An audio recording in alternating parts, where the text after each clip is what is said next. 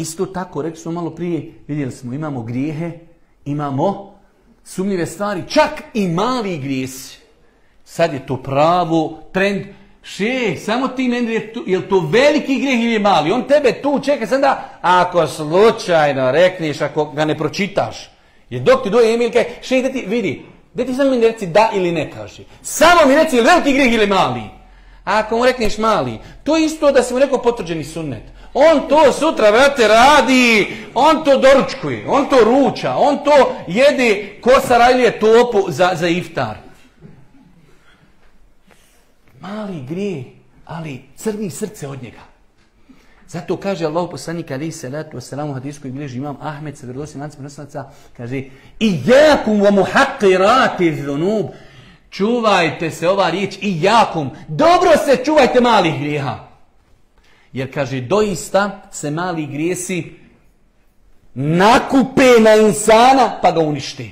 Pa je Božji poslanik naveo primjer slikovit kao najbolji psiholog i najbolji pedagog i najbolji učitelj. Kaže, primjer ti malih grijeha je primjer ljudi koji su došli u jednu dolinu i hoće da kuhaju nešto. Pa nemaju drva. Pa su, kaže, svako od njih došlo do nju po jedan drvo.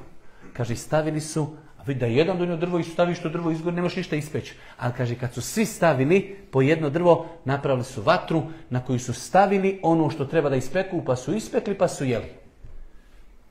Pojim taj mali grijeh, mali grijeh, mali grijeh. Nijemo naše srce veliko kuvola, voliko, volično ti srcence, nema šta. Svaki dan kad ga gađaš, kad ga komarci ujedaju tim malim grijesima, brzo srce, Boga mi, brzo srce se napuni.